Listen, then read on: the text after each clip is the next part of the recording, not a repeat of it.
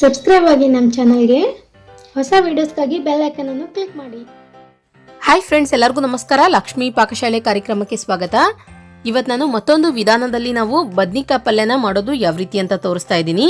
ನೀವು ಪದೇ ಪದೇ ಏನು ಒಂದೇ ಥರ ಮಾಡ್ತಿರ್ತೀರಾ ಫ್ರೆಂಡ್ಸ್, ಈ ರೀತಿಯಾಗಿ ಒಂದು ಸ್ವಲ್ಪ ಡಿಫ್ರೆಂಟ್ ಆಗಿ ಟ್ರೈ ಮಾಡಿ ನೋಡಿ. ಮನೆ ಮಂದಿಗೆಲ್ಲ ಇಷ್ಟ ಆಗುತ್ತೆ ಮತ್ತು ನಮಗೆ ಹೊಸ ರುಚಿ ಕೂಡ ತಿಂದಂಗಾಗುತ್ತೆ.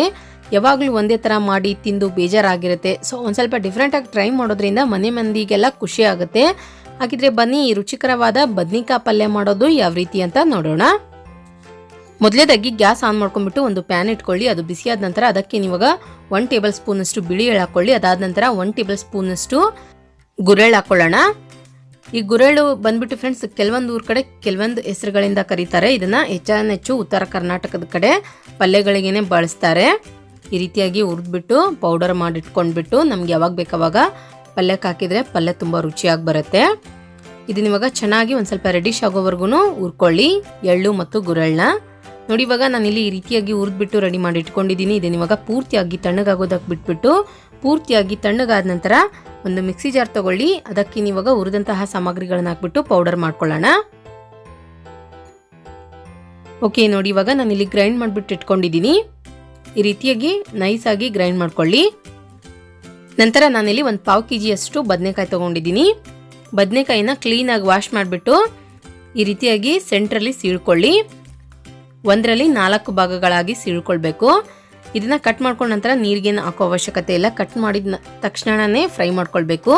ಗ್ಯಾಸ್ ಆನ್ ಮಾಡ್ಕೊಂಡ್ಬಿಟ್ಟು ಒಂದು ಪಾತ್ರೆ ಇಟ್ಕೊಳ್ಳಿ. ಅದು ಬಿಸಿಯಾದ ನಂತರ ಅದಕ್ಕೆ ನೀವಾಗ ಎಣ್ಣೆ ಹಾಕೊಳ್ಳೋಣ. ಎಣ್ಣೆ ಒಂದು ಸ್ವಲ್ಪ ಬಿಸಿಯಾದ ನಂತರ ಕಟ್ ಮಾಡಿದಂತಹ ಬದನೆಕಾಯಿನ ಹಾಕ್ಬಿಟ್ಟು ಚೆನ್ನಾಗಿ ಫ್ರೈ ಮಾಡ್ಕೊಳ್ಬೇಕು. ಒಂದು ಸ್ವಲ್ಪ ಬದನೆಕಾಯಿ ಕಲರ್ ಚೇಂಜ್ ಆಗಿಬಿಟ್ಟು ಸಾಫ್ಟಾಗಿ ಬರಬೇಕದು, ಅಷ್ಟು ಅದನ್ನು ಫ್ರೈ ಮಾಡ್ಕೊಳ್ಳಿ. ಮೀಡಿಯಂ ಫ್ಲೇಮ್ನಲ್ಲಿ ಇಟ್ಬಿಟ್ಟು ಚೆನ್ನಾಗಿ ಫ್ರೈ ಮಾಡ್ಕೊಳ್ಬೇಕು.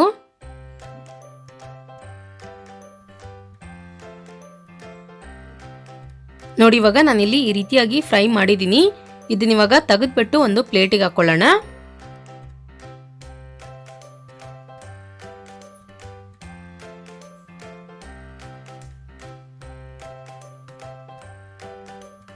ಅದಾದ ನಂತರ ಇದೇ ಪಾತ್ರೆಗೆ ನೀವಾಗ ಇನ್ನೊಂದು ಸ್ವಲ್ಪ ಎಣ್ಣೆ ಹಾಕೊಳ್ಳಿ. ಎಣ್ಣೆ ಚೆನ್ನಾಗಿ ಬಿಸಿಯಾದ ನಂತರ 1/2 ಟೀ ಸ್ಪೂನಷ್ಟು ಸಾಸಿವೆ ಹಾಕೊಳ್ಳಿ. ನಂತರ 1/2 ಟೀ ಸ್ಪೂನಷ್ಟು ಜೀರಿಗೆ ಹಾಕೊಳ್ಳೋಣ. ನಂತರ ಒಂದು ಪಲಾವ್ ಎಲೆ ಹಾಕೊಳ್ಳಿ.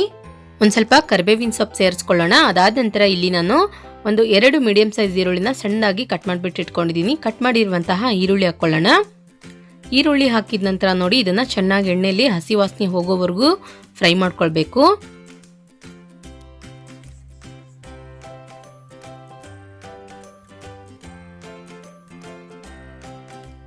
ಈ ರೀತಿಯಾಗಿ ಚೆನ್ನಾಗಿ ಫ್ರೈ ಮಾಡ್ಕೊಂಡ ನಂತರ 1-2 ಮೀಡಿಯಂ ಸೈಜ್ ಟೊಮೊಟೊನ ಸಣ್ಣದಾಗಿ ಕಟ್ ಮಾಡಿಬಿಟ್ಟು ಹಾಕೊಳ್ಳಿ.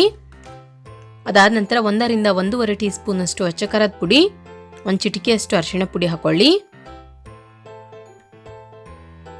1/2 ಟೀ ಸ್ಪೂನಷ್ಟು ಗರಂ ಮಸಾಲ ಮತ್ತು 1/2 ಟೀ ಸ್ಪೂನಷ್ಟು ಧನಿಯಾ ಪೌಡರ್ ಹಾಕೊಳ್ಳಿ.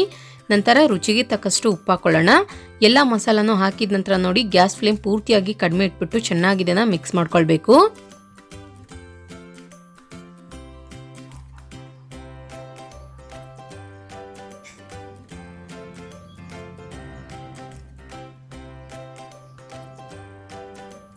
ಅದಾದ ನಂತರ ಇದಕ್ಕೆ ಇವಾಗ ಒಂದು ಸ್ವಲ್ಪ ನೀರು ಹಾಕೊಳ್ಳಿ. ನೀರು ಹಾಕಿದ ನಂತರ ಇದನ್ನ ಇವಾಗ ಒಂದ್ಸಲ ಚೆನ್ನಾಗಿ ಮಿಕ್ಸ್ ಮಾಡ್ಕೊಳ್ಳಿ. ನಂತರ ಮೇಲ್ಗಡೆ ಮುಚ್ಚಿಬಿಟ್ಟು 1 ನಿಮಿಷದವರೆಗೂ ಒಂದು ಸ್ವಲ್ಪ ಬೇಯಿಸ್ಕೊಳ್ಳೋಣ. ಈರುಳ್ಳಿ ಮತ್ತು ಟೊಮೊಟೊನು ಸ್ಮೂತಾಗಿ ಬರಬೇಕದು. ಓಕೆ ಫ್ರೆಂಡ್ಸ್, ಇವಾಗ 1 ನಿಮಿಷ ಕಂಪ್ಲೀಟಾಗಿ ಆಗಿದೆ. ನೋಡಿ ಇವಾಗ ಇಲ್ಲಿ ಟೊಮೊಟೊ ಮತ್ತು ಈರುಳ್ಳಿ ಚೆನ್ನಾಗಿ ಸ್ಮೂತಾಗಿ ಆಗಿದೆ. ಅದಾದ ನಂತರ ಇದಕ್ಕೆ ನೀವಾಗ ಮೊದಲೇ ನಾವು ಫ್ರೈ ಮಾಡಿದಂತಹ ಬದನೆಕಾಯಿ ಹಾಕೊಳ್ಳೋಣ. ಬದನೆಕಾಯಿ ಹಾಕಿದ ನಂತರ ನೋಡಿ 1 ಕಪ್ನಷ್ಟು ಮೊಸರು ಹಾಕ್ಕೊಳ್ಳಿ. ಮೊಸರು ಆದಷ್ಟು ಫ್ರೆಶ್ ಆಗಿರೋದನ್ನ ಬಳಸಿ, ಜಾಸ್ತಿ ಹುಳಿ ಆಗಿರೋದನ್ನ ಯೂಸ್ ಮಾಡಬಾರ್ದು. ನಂತರ ಮೊದಲೇ ನಾವು ಗ್ರೈಂಡ್ ಮಾಡಿದಂತಹ ಎಳ್ಳು ಮತ್ತು ಗುರೆಳ್ಳಿನ ಪೌಡರ್ ಹಾಕ್ಕೊಳ್ಳೋಣ. ಇದನ್ನ ಇವಾಗ ನೋಡಿ ಒಂದ್ಸಲ ಚೆನ್ನಾಗಿ ಮಿಕ್ಸ್ ಮಾಡ್ಕೊಳ್ಳಿ.